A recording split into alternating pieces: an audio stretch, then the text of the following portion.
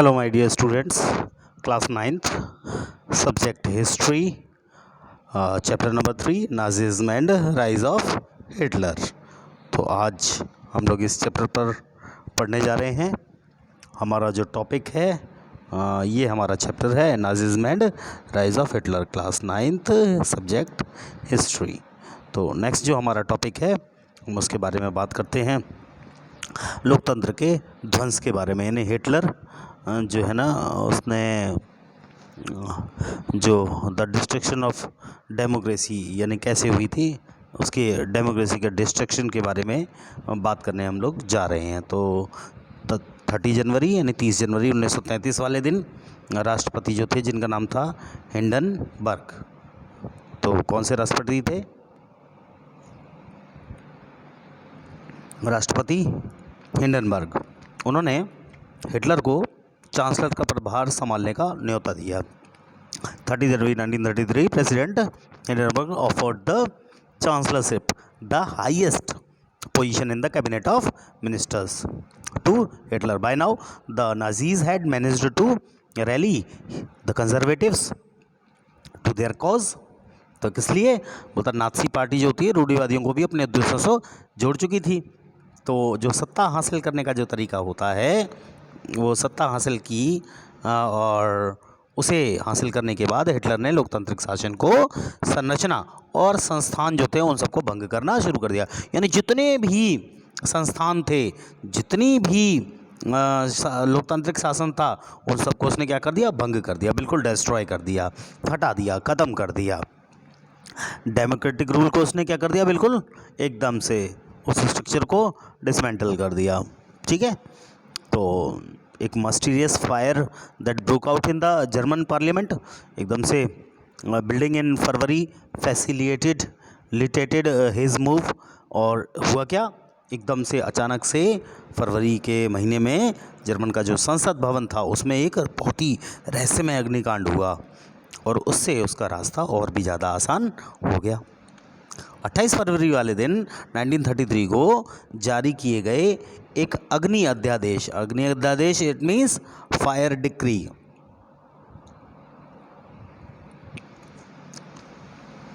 उसके जरिए अभिव्यक्ति, प्रेस और सभा करने की जो आज़ादी थी, जैसे नागरिकों को क्या किया गया?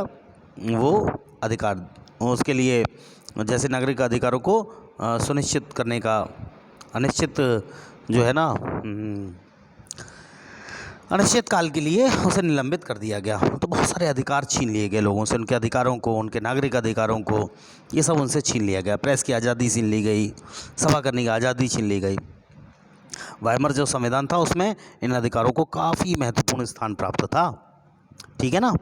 तो 28 फरवरी 1933 को okay, he turned on his arch enemies, the communists, most of whom were hurriedly packed off to the newly established concentration camps. क्या किया गया उन सबको? बोला वाइमर संविधान में इन अधिकारों को काफ़ी महत्वपूर्ण स्थान प्राप्त था। इसके बाद हिटलर ने अपने जितने भी कट्टर शत्रु थे, जो कम्युनिस्ट थे, उन पर निशाना साधा और ज़्यादातर को उसने क्या किया? ज़्यादातर कम्युनिस्टों को उसने रातों रात क्या कर दिया? जो कंसंट्रेशन कैंप्स थे उनमें उसने उसको भर दिया। वहाँ पे उसने खचाखच उनको भर दिया कि जाओ भाई इनमें इसको भर दो, है ना। तो ये जो काम हुआ ये बहुत गलत काम था लोगों के लिए, पर इस तरीके के काम उसने किए। ठीक है ना। तो कंसंट्रेशन कैंप्स में उन्हें बंद कर दिया गया। अब आगे क्या हुआ? जो कम्युनिस्ट थे उनका दमन किया गया, जितने भी कम्युनिस्ट थे उनको दमन कर दिया गया, उनका बर्बर तरीके से दमन किया गया, उन्हें मारा गया, पीटा गया। Out of surviving 6808 arrest files of, बोलता है कि ये कितने लोग पकड़े गए? लगभग 6808 फाइलों में से 1440 सिर्फ कम्युनिस्टों की फाइलें थीं। आप समझ रहे हैं? 1440, 440 वर those of communist alone. Okay, they were, however, only one among the 52 types of victims persecuted by the Nazis across the country. Nazi शासन ने कुल कितने किस्म के 52 किस्म के लोगों को अपने दमन का निशाना बनाया था। तो 52 किस्म के लोग कौन कौन से थे आगे बताएंगे इसके बारे में। नाथियों ने सिर्फ कम्युनिस्टों का ही सफाया नहीं किया बल्कि और भी जातियों का सफाया किया उन्होंने, ठीक है ना। तो 3 मार्च 1933 को प्रसिद्ध विशेषाधिकार नियम इनेबलिंग एक्ट पारित हुआ। कौन सा एक्ट पारित हुआ? इनेबलिंग एक्ट पारित हुआ, ठीक है ना। तो देन ऑन मार्च 3 मार्च 1933 यानी 3 मार्च 1933 को क्या पास किया गया? एक इनेबलिंग एक्ट पास किया गया। तो इस एक्ट में क्या था? इस एक्ट के बारे में थोड़ा सा जान लेते हैं हम सब लोग। तो सबसे पहले इस एक्ट के बारे में जानते हैं। देखिए आपको बताता हूँ मैं इस एक्ट में क्या विशेषाधिकार थे। तो ये एक नियम था, एक इस टाइप का, ये आप देख रहे होंगे जैसा इनेबलिंग एक्ट। इसमें क्या किया गया? इस कानून के जरिए जर्मनी में, कहाँ पर? जर्मनी के अंदर, जर्मनी में बाकायदा एक तानाशाही स्थापित कर दी गई। ये तानाशाही स्थापित की गई, किसके द्वारा स्थापित की गई? हिटलर के द्वारा। ये आपको मालूम ही होगा कि हिटलर का इस समय तक आ गया था। तो it gave Hitler all powers to sideline parliament and rule by decree, यानी कि इस कानून ने क्या किया? हिटलर को संसद के बिल्कुल हाशिए पर धकेलने और केवल अध्यादेशों के जरिए शासन चलाने का निरंकुश अधिकार प्रदान कर दिया। यानी ये अधिकार दे दिया गया, यानी अब हिटलर ही सारे शासन को चला सकता था, उसके पास पूरी पावर थी। उसने पार्लियामेंट को एकदम साइडलाइन में कर दिया, बिल्कुल किनारे कर दिया, धकेल के एकदम हटा दिया उसे किनारे से, ठीक है ना। हाशिए पर धकेलने का मतलब एकदम किनारे कर दिया, इसको बिल्कुल हटा दिया, अपने से दूर कर दिया, है ना। तो इस तरीके से ये कार्य शुरू हुआ। तो नाज़ी पार्टी और उससे जुड़े हुए जितने भी संगठन थे, उनके अलावा सभी राजनीतिक जितने भी संगठन थे, उन राजनीतिक संगठनों पर क्या कर दिया गया? उन सभी राजनीतिक संगठनों पर जो है वो सभी राजनीतिक संगठनों पर, ट्रेड यूनियन पर, सभी पर क्या लगा दी? उसने पाबंदी लगा दी। All political parties and trade unions were banned. तो सारी पार्टियों को उसने धीरे धीरे क्या कर दिया? बंद कर दिया, सब पर बैन कर दिया उसने। किसको छोड़कर? नाज़ी पार्टी को और उसके एफिलिएट्स को छोड़कर, यानी उसके साथ जुड़े हुए संगठनों को छोड़कर सब पर उसने ये इस टाइप का काम किया, ठीक है ना। तो अर्थव्यवस्था, है ना, मीडिया, सेना, न्यायपालिका और राज्य, है ना, इन सब पर उसका पूर्ण नियंत्रण स्थापित हो गया। तो सब पर उसने अधिकार कर लिया। अब क्या हुआ? उसने एक निगाह रखने के लिए एक काम करना शुरू किया, स्पेशल सर्वेलेंस। और क्या? सिक्योरिटी फोर्सेस उसने क्रिएट की, काहे के लिए? To control and order society in ways that the Nazis wanted. यानी अब आप समझ लीजिए कि पूरा जो समाज था नाज़ियों के हिसाब से नियंत्रित और व्यवस्थित करने के लिए विशेष निगरानी और सुरक्षा दस्ते गठित किए गए। तो मैंने आपको बताया ना, special surveillance and security forces, ठीक है। तो अब वो कैसे स्टार्ट किए गए, उनमें से कौन कौन से थे, सबके बारे में आप सब लोग जान लें ज़रा और समझ लें, तो आपको इसके बारे में भी जानने को मिलेगा। वो कहता है कि apart from the already existing regular police in green uniform, है ना, पहले से जो मौजूद हरी वर्दीधारी जो पुलिस थी, और क्या था? एंड द ऐसे, और द ऐसे को क्या कहते थे? स्टॉर्म ट्रूपर्स कहते थे, ठीक है ना, स्टॉर्म ट्रूपर्स ये रहे। इनके अलावा और क्या हुआ? इसके अलावा these included the Gestapo secret state police. Gestapo क्या है? What is Gestapo? Secret police, यानी गुप्तचर राज्य पुलिस जिसको कहा जाता है, ये है। और क्या था? एसएस, एक और संगठन स्थापित किया गया, इसे सिक्योरिटी फोर्सेस कहते हैं, नो सॉरी, इसे प्रोटेक्शन स्क्वाड कहा जाता था, यानी अपराध नियंत्रण पुलिस ये कहा जाता था, ठीक है। और क्या शुरू हुआ? तो इस तरीके से criminal police and security service, यानी कि एसडी, सुरक्षा सेवा, एसडी ये रहा, इसका गठन भी किया गया। इतनी सारी संगठनों का गठन किया गया। अब ये जो जितने भी नवगठित दस्ते थे ना, नवगठित माने नए दस्ते, ये जितना भी दिया हुआ है नवगठित दस्ते, इनको क्या हुआ, बेशक असंवैधानिक असंवैधानिक अधिकार उनको दे दिए गए। समझते हैं ना, पावर्स दे दी गई उनको, एक्स्ट्रा कॉन्स्टिट्यूशनल पावर्स दे दी गई उनको of these newly organized forces that gave the Nazi state its reputation as the most dreaded criminal state। ठीक है कि नहीं।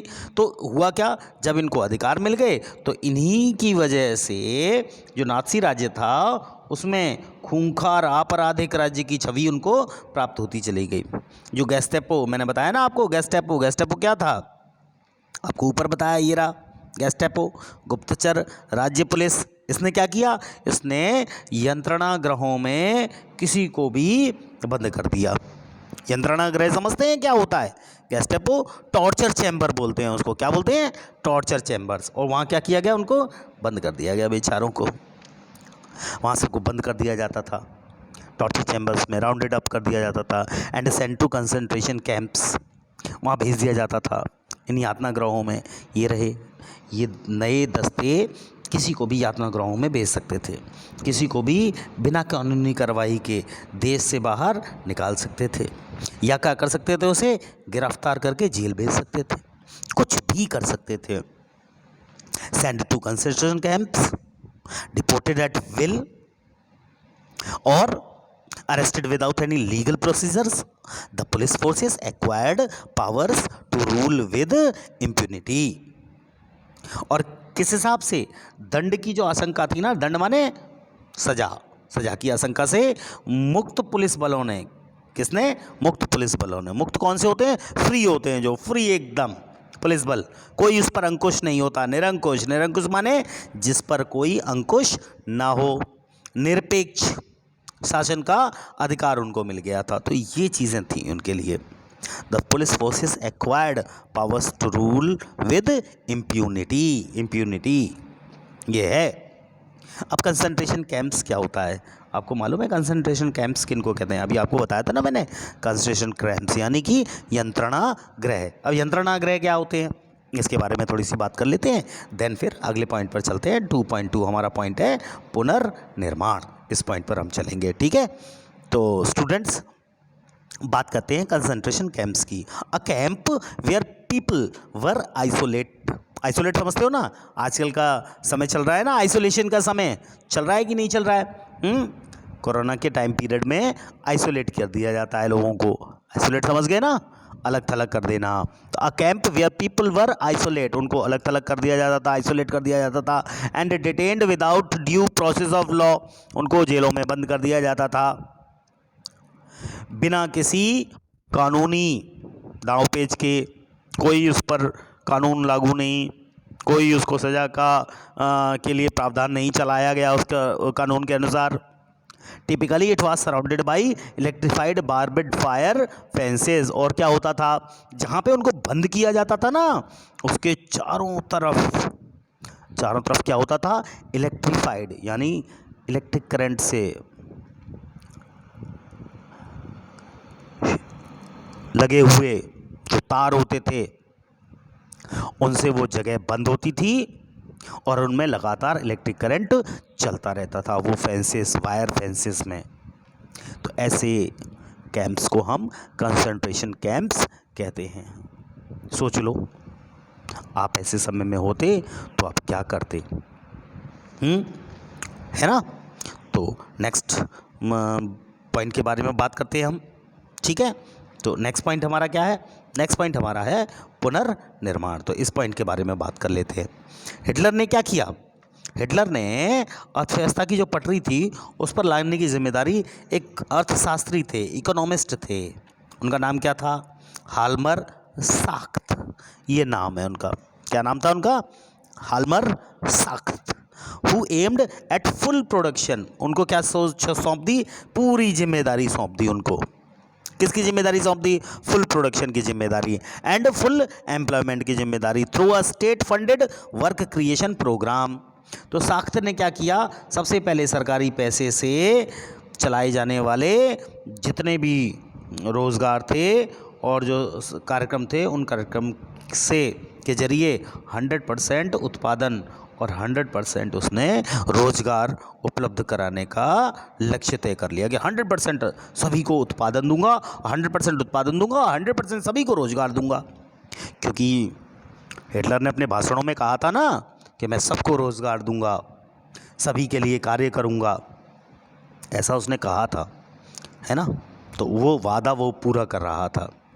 मशहूर जर्मन सुपर हाईवे निकाला गया, जनता को क्या किया गया, एक कार मिली, उस कार का नाम था फॉक्सवैगन। मालूम है ना, जितने भी लड़के हैं वो सब जानते हैं वॉल्क्सवैगन, जानते हो ना वॉल्क्सवैगन, हाँ। German super highways, people's car, Volkswagen, ये चलाई गई। पहली बार ये कार निकल कर जब सामने आई तो लोगों के देखते ही रह गए ऐसी कार को, ठीक। तो विदेश नीति के मोर्चे पर भी हिटलर को बहुत जल्दी कामयाबियां मिलना शुरू हो गई। फॉरेन पॉलिसी जो चलाई हिटलर ने, acquired quick successes. He pulled out of the league of Nations in 1933। League of जो नेशंस है ना, ये रहा लीग ऑफ नेशंस, है ना। उसने 1933 में उसने इस लीग ऑफ नेशंस से अपना पल्ला झाड़ लिया और उससे एकदम अलग हो गया। 1936 में क्या हुआ, 1936 में उसने राइनलैंड जो था ना, उस राइनलैंड पर भी क्या कर लिया, दोबारा से कब्जा कर लिया, ये रहा, ठीक है। उससे उसने कब्जा कर लिया, हट गया उससे, लीग ऑफ नेशंस से बिल्कुल अलग हो गया। अलग होते ही उसने 1936 में राइनलैंड जैसा जो उसका जो क्षेत्र जो फर्स्ट वर्ल्ड वॉर के दौरान उससे ले लिया गया था, और ये क्षेत्र कोयले के लिए सबसे अच्छा जाना जाता था, इसलिए ये उसे ले लिया गया था, और ये उसने दोबारा से क्या कर लिया, प्राप्त कर लिया। और क्या कहा उसने कहा ही सेज दैट, और एक जन, एक साम्राज्य, एक नेता के नारे को उसने चलाना शुरू किया। इस नारे से, इस साम्राज्य, इस जन वाले नारे से 1938 में उसने इस नारे की आड़ में जो ऑस्ट्रिया था उसको भी जर्मनी के अंदर मिला लिया। यानी उसने कौन सा स्लोगन दिया था, one people, one empire, one leader. यानी एक आदमी, एक आदमी माने एक आदमी कौन, हिटलर। वन एम्पायर, एक ही एम्पायर होगा, कौन सा, जर्मनी, नाजिज्म। वन लीडर, एक ही लीडर होगा, कौन होगा वो, हिटलर। इस स्लोगन के अंतर्गत उसने क्या किया, he integrated Austria and Germany in 1938 under this slogan, ठीक है। तो इसको उसने ले लिया, जर्मनी में मिला लिया। इसके बाद उसने क्या किया, इसके बाद उसने एक और काम किया। He then went on to rest German speaking, चाहता था सिर्फ जर्मन स्पीकिंग वाले लोग ही होने चाहिए। Sudetenland from Czechoslovakia and gobbled up the entire country. क्या किया उसने, उसके बाद उसने चेकोस्लोवाकिया के कब्जे वाले जर्मन भाषी जो सुडेटनलैंड क्षेत्र था उस पर भी कब्जा कर लिया, और फिर पूरे चेकोस्लोवाकिया को उसने हड़प लिया। देख रहे हैं आप, छोटी सी जगह चेकोस्लोवाकिया की, इसको हड़पा, और इसके हड़पने के साथ साथ उसने इस पूरे चेकोस्लोवाकिया को भी फिर बाद में हड़प लिया, खा गया इसको पूरे को ये लोग, हम अब छोड़ेंगे भी नहीं इसे बिल्कुल। इस दौरान उसने एक काम और किया, इंग्लैंड ने फर्स्ट वर्ल्ड वॉर में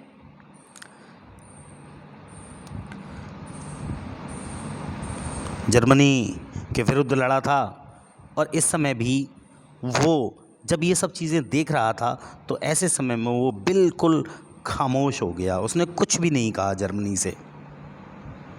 जब कोई देश, एक देश किसी दूसरे देश से कोई बात न कहे तो इसका अर्थ होता है कि जो शक्तिशाली राष्ट्र है ना, वो चाहता है कि कहीं ना कहीं ये राष्ट्र दूसरों के साथ जो कर रहा है वो सही है या गलत है, वो उसको खामोशी से देखता है तो ये चीज़ें थोड़ी गलत हो जाती हैं। इंग्लैंड एकदम खामोश था। इसका सीधा सा अर्थ था कि जर्मनी को कहीं ना कहीं समर्थन प्राप्त है। किसका? इंग्लैंड का। तो ये जो चीज़ें होती हैं ना, ये थोड़ी अलग प्रकार से चीज़ें प्रस्तुत करती हैं। फर्स्ट वर्ल्ड वॉर में जो वर्साई की संधि हुई थी, जर्मनी के ऊपर ला दी गई थी, तो इंग्लैंड की जो नज़र में ये जो वर्साई की संधि थी ना, इस संधि के नाम पर जो जर्मनी थी उसके साथ नाइंसाफ़ी हुई थी। उसे ऐसा लगता था, क्या लगता था उसे? कि उसके साथ नाइंसाफ़ी हुई है। वो ये सोचता था और इसी सोचने की वजह से जर्मनी धीरे धीरे आगे बढ़ता चला गया। घरेलू और विदेशी मोर्चों पर जल्दी जल्दी मिली इन कामयाबियों को ऐसा लगने लगा कि देश की स्थिति अब बिल्कुल पलटने वाली है।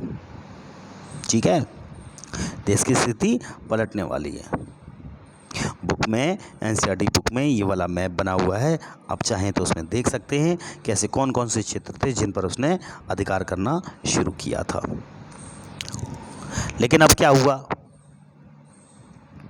हिटलर जो था ना, वो अब यहीं पर नहीं रुका, बल्कि साख्त ने क्या किया? हिटलर को सलाह दी कि भाई एक काम करते हैं क्या, कि सेना और जो हथियार हैं, है ना, उन पर ज़्यादा पैसा नहीं खर्च करते हैं हम। क्यों? क्योंकि हमारा जो बजट है ना, सरकारी बजट, वो अभी भी घाटे में चल रहा था। ये उसने समझाया। क्या समझाया? कि हमारा जो सरकारी बजट है वो घाटे में चल रहा है। Hitler did not stop here. Schacht had advised Hitler against investing hugely in rearmament as the state still ran on deficit financing. Cautious people had no place in Nazi Germany. लेकिन Nazi Germany के अंदर ऐसे लोगों को पसंद नहीं किया जाता था जिनके अंदर थोड़ी भी क्या हो, दूसरों के प्रति आदर भाव रखते हो। ऐसे लोगों को तो बिल्कुल पसंद नहीं किया जाता था। ऐसे लोगों के लिए कोई जगह नहीं थी। इसीलिए हिटलर को जब ये लगा कि साख्त के मन में थोड़ी सी मदद की भावना पैदा हो रही है, हाँ, ऐसी भावना पैदा हो रही है, तो उसने क्या किया? साख्त को उसके पद से ही हटा दिया कि भाई ये आदमी अब नहीं कर पाएगा काम। क्यों? क्योंकि इसे लग रहा है कि पैसा खर्च हो रहा है, कहाँ से लाया जाए पैसा, कैसा लाया जाए पैसा, इसके मन में आ रहा है। तो ऐसा व्यक्ति कभी काम नहीं कर पाएगा सही ढंग से। तो ऐसे व्यक्ति को हिटलर बिल्कुल पसंद नहीं करता था और उसने उसे उसके पद से ही हटा दिया। हिटलर ने क्या किया? हिटलर ने अपने देश को जो आर्थिक संकट था जो गुजर रहा था उससे उबारने के लिए उसने क्या किया? Hitler choose war. उसने क्या किया? युद्ध पसंद किया as the way out of the approaching economic crisis. यानी कि अपने देश को आर्थिक संकट से उबारने के लिए, उससे निकालने के लिए उसने कौन सा विकल्प चुन लिया? युद्ध का विकल्प चुना, वॉर का विकल्प चुना। राष्ट्रीय सीमाओं का विस्तार करते हुए ज़्यादा से ज़्यादा संसाधन इकट्ठा करना चाहता था। यानी जिस क्षेत्र को जीता था, जिस देश को जीता था, वहीं के संसाधनों का, रिसोर्सेस का इस्तेमाल करना शुरू कर देता था। इस तरीके से कार्य शुरू हुआ और उसने वहाँ से संसाधन इकट्ठा करना शुरू किए। जो भी संसाधन मिले, जो भी रिसोर्सेस मिले, पैसा, सामान, खनिज पदार्थ, मिनरल्स, कुछ भी, सबको लिया उसने। इसी लक्ष्य को ध्यान में रखते हुए सितंबर 1939 में उसने क्या किया? पोलैंड पर हमला कर दिया और इसी वजह से फ्रांस और इंग्लैंड के साथ भी उसका युद्ध शुरू हो गया। Germany invaded Poland in September 1939 and started a war France and England. In September 1940, a tripartite pact was signed between Germany, Italy and Japan.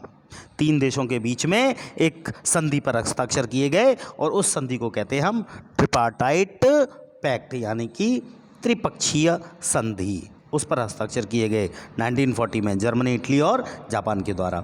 इस संधि में क्या हुआ, अंतर्राष्ट्रीय समुदाय में हिटलर का जो दावा था और भी ज़्यादा मजबूत हो गया। इन तीनों ने मिलकर अब काम करना शुरू किया। Hitler claim to international power. Puppet regimes supported of Nazi Germany were installed in a large part of Europe. Nasi Germany का समर्थन करने वाली जितनी भी सरकारें थीं, कठपुतली वाली सरकारें, वो उन देशों में बैठा दी गईं जो जर्मनी का समर्थन करती थी। 1940 के अंत तक आते आते हिटलर अपनी ताकत के बिल्कुल एवरेस्ट वाले शिखर पर पहुंच गया था, चरम शिखर पर। अब क्या हुआ, अब जो हिटलर था, Hitler now moved to achieve his long term aim of conquering Eastern Europe. अब वो जीतना चाहता था, किसे जीतना चाहता था, ईस्टर्न यूरोप को। हिटलर ने सारा ध्यान पूर्वी यूरोप पर लगा दिया, उसके जीतने पर लगा दिया। अब वो चाहता था कि वो इस क्षेत्र को जीत ले। वो जर्मन जनता के लिए संसाधन और रहने की जगह, यानी रहने की जगह का मतलब लिविंग स्पेस, उसका इंतज़ाम करना चाहता था। वो चाहता था कि जब जर्मनी के लोग बढ़ेंगे तो उनके लिए जगह चाहिए रहने के लिए। जगह कहाँ मिलेगी, तो उसने उस जगह के लिए काम करना शुरू किया। ही attacked the Soviet union in जून 1941। जून 1941 में उसने सोवियत संघ पर भी आक्रमण कर दिया, हमला कर दिया। ये हिटलर की एक बेवकूफ़ी थी, बहुत बड़ी बेवकूफ़ी थी, क्योंकि उस समय यूएसएसआर यानी कि सोवियत संघ एक बहुत तगड़ा राष्ट्र था। इस आक्रमण से जर्मन जो पश्चिमी मोर्चा था वो ब्रिटिश वायुसैनिकों के बमबारी की चपेट में आ गया। ब्रिटिश वायुसैनिकों ने उस पर बमबारी करना शुरू कर दिया। The Soviet red army inflicted a crushing and humiliating defeat on Germany at Stalingrad। जबकि पूर्वी मोर्चे पर क्या हुआ, सोवियत सेनाएं जर्मनों को नाकों चने चबवा रही थी। चने नाक से खाओ भाई, चलो बेटा आ जाओ। मुंह से सब खाते हैं चने, तुम नाक से खाओ। सोवियत सेनाएं शक्तिशाली थी, हराने लगी उन्हें उन जगहों पर। सोवियत की जो लाल सेना थी, जिसको रेड आर्मी कहते हैं, उसने स्टालिनग्राड में जर्मन सेना को घुटने टेकने पर मजबूर कर दिया। सोवियत लाल सैनिकों ने पीछे हटते जर्मन सिपाहियों का आखिर तक, लास्ट तक पीछा किया और अंत में वो कहाँ पहुँच गए, बर्लिन, उसके बीचों बीच पहुँच गए।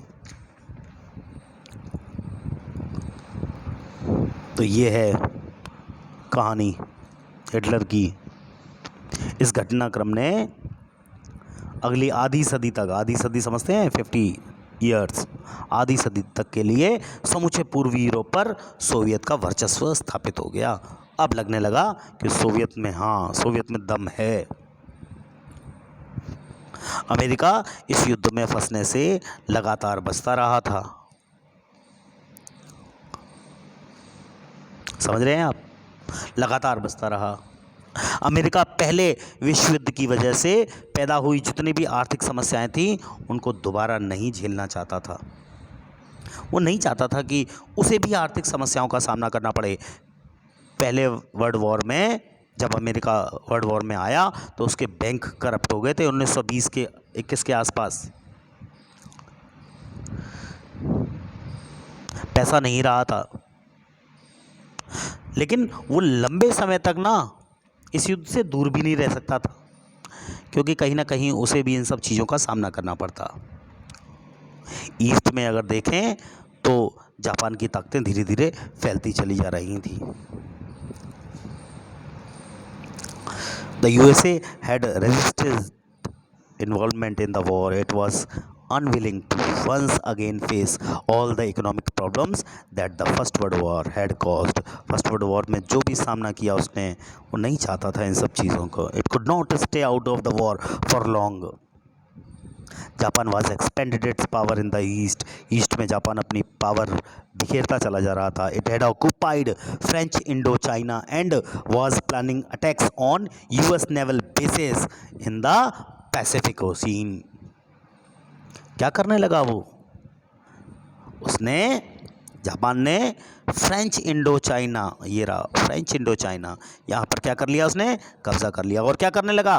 प्रशांत महासागर में अमेरिकी जो नौसैनिक ठिकाना था वहाँ पर उसने हमले की पूरी योजना बना ली थी. पूरी योजना बना ली. When Japan extended its supports to Hitler and bombed the US base at Pearl Harbor. Japan ने क्या किया? हिटलर को समर्थन दिया और पर्ल हार्बर पर अमेरिकी ठिकानों पर बमबारी करके उन पर निशाना बनाया उसने. पर्ल हार्बर एक ऐसा बंदरगाह जहां पर अमेरिकी नौसेना का बहुत बड़ा ठिकाना था. इस पर हॉलीवुड में एक फिल्म भी बनी है. आप चाहें तो इस फिल्म को देखें तो आपको पता पड़ेगा कि पर्ल हार्बर में जो तबाही हुई थी वो किस प्रकार की तबाही थी और जापान किस तरीके से उस समय अमेरिका पर भारी पड़ रहा था. अमेरिका भी इन चीज़ों को देखते हुए क्या करने लगा? सेकेंड वर्ल्ड वॉर में कूद गया. ये युद्ध मई 1945 में हिटलर की जब तक पराजय हो गई तब तक, और जापान के हिरोशिमा शहर और नागासाकी शहर, यहाँ पर एक ही शहर के बारे में बताया गया, जापान के हिरोशिमा शहर के बारे में. वहाँ पर और नागासाकी दो शहर थे. ये भी शहर था एक नागासाकी.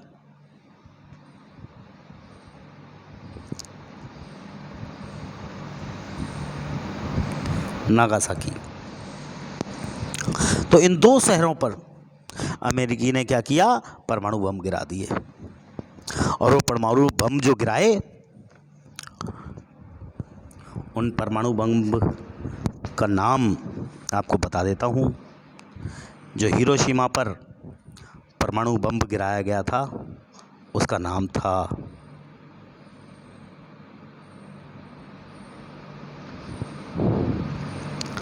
Little boy. समझ रहे हैं आप? क्या नाम था उसका? Little boy. और दूसरा बम जो गिराया गया उसका नाम क्या था? उसका नाम भी आप जान लें अच्छी तरीके से, तो आपको ये पता पड़ेगा.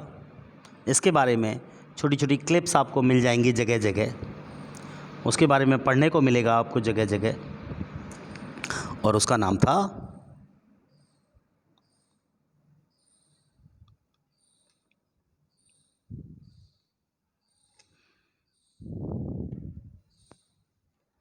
Fat man. तो ये दो थे. हिरोशिमा शहर पर गिरने वाले बम का नाम लिटिल बॉय. नागासाकी पर गिरने वाले परमाणु बम का नाम था फैट मैन. ये दो बम जिन्होंने जापान को पूरी तरीके से झुकने पर, घुटने टेकने पर मजबूर कर दिया. सेकेंड वर्ल्ड वॉर में इस जो ये सारी चीज़ें हैं, इन सब के इन्फॉर्मेशन के बाद एक बार फिर हम वहीं वापस चलते हैं जैसे जब हमने ये अपना लेसन स्टार्ट किया था. हमने हेलमेट के बारे में पढ़ा था और उसके पिता की कहानी पढ़ी थी. कैसे उसके पिता ने अपने आप को गोली मार ली थी ऑफिस में. हेलमेट ने बहुत दिनों तक खाना नहीं खाया था अपने घर में, क्योंकि उसे लगता था कहीं उसकी माँ उसे खाने में जहर मिला के ना दे दे. तो ये जो युद्ध है ना, ये सारा युद्ध नाज़ी जुल्मों की कहानी बताता है हमें. नाज़ी जुल्मों की, नाज़िज़्म, हिटलर के नाज़िज़्म की कहानी बताता है. तो ये हमारा चैप्टर है आज हम यहीं तक रखेंगे। नेक्स्ट जो हमारा टॉपिक है द नाजीज वर्ल्ड व्यू, उसके बारे में पढ़ेंगे और एस्टेब्लिशमेंट ऑफ रेशियल स्टेट के बारे में पढ़ेंगे। सो गाइस, स्टूडेंट्स, मैं समझता हूँ आपने बहुत अच्छी तरह इसे समझा होगा।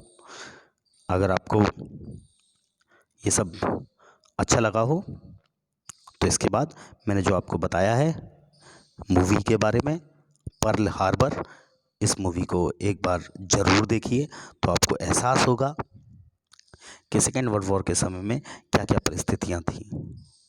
तो गाइज़, मैं चाहता हूँ, स्टूडेंट्स, मैं चाहता हूँ कि आप इस मूवी को एक बार ज़रूर देखें, अवश्य देखें। So students, thank you everyone.